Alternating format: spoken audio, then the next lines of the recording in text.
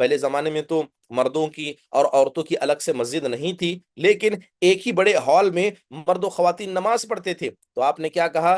خیر صفوف الرجال اولها وشرها آخرها وخیر صفوف النساء آخرها وشرها اولها، کہ پہلے مرد حضرات پڑھتے، بیچ میں بچے پڑھتے، پھر اس کے بعد خواتین پڑھتی۔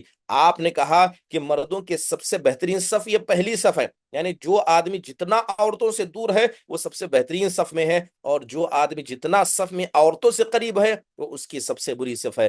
پھر آپ نے عورتوں کے بارے میں کہا کہ جو عورت جتنا پیچھے صف میں ہے، کیونکہ اتنا وہ مردوں سے دور ہوگی، تو اس کی وہ لیے صف وہ سب سے بہتر ہے، اور جو عورت مردوں سے نماز میں جتنا قریب ہوگی اس کے لیے وہ صف اتنی ہی زیادہ بری ہے۔ سبحان اللہ! آپ تصور کر کے دیکھیں کہ شریعت اسلامیہ کی تعلیمات کتنی پاکیزہ ہیں، کہ وہ نماز، وہ مسجد جسے ہم اللہ کے لیے آئے ہیں، ادا کرنے آئے ہیں، وہاں پر بھی انسان کے نفس کو اس قدر پاک ہونا چاہیے کہ وہ صفوں میں بھی اتنا فاصلہ رکھے۔